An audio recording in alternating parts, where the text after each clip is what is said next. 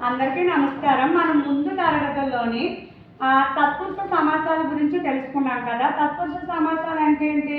తత్పురుష సమాసాల్లోని ఉత్తర పదం ప్రాధాన్యం కలిగి ఉంటుంది.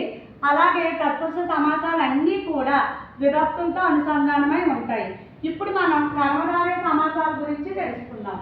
అయితే కర్మధారయ సమాసాల గురించి తెలుసుకునే ముందు కర్మధారయ సమాసం అంటే ఏమిటి?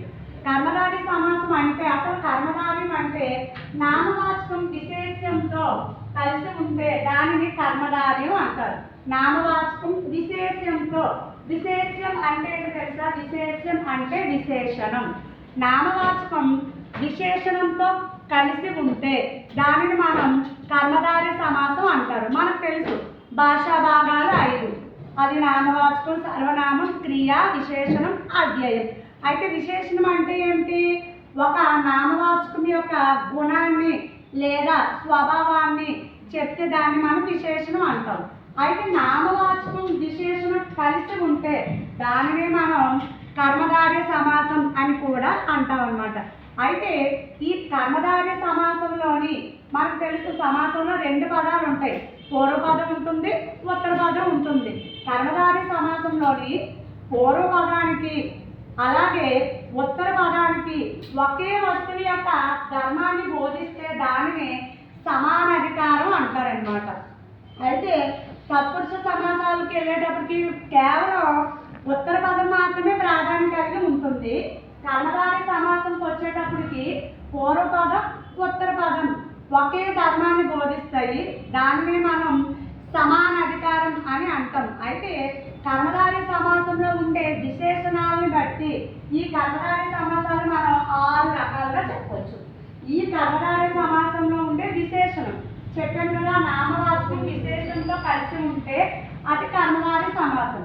విశేషణం అంటే ఏంటి? విశేషణం. విశేషణంతో కలిసి ఉంటే దాన్ని మనం కర్మధారయ సమాసం అంటారు. ఇవి 6 రకాలు ఉంటాయి. అందులో మొదటిది విశేషణ పూర్వపద కర్మధారయ సమాసం.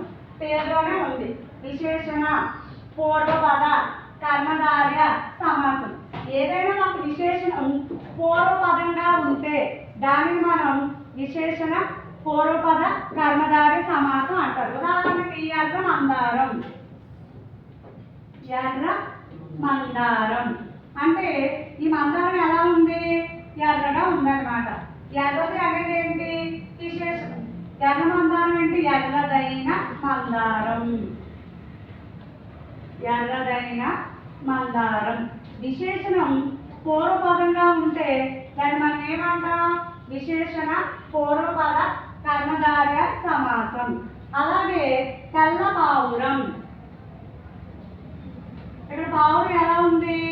తెల్లగా ఉందన్నమాట. పావురం అనేది నామవాచకం అనుకోండి, తెల్ల అనేది విశేషణం. విశేషణం ఏముంది? పూర్వపదంగా ఉందన్నమాట. విశేషణం పూర్వపదంగా ఉంటే దాన్ని ఏమంటారు?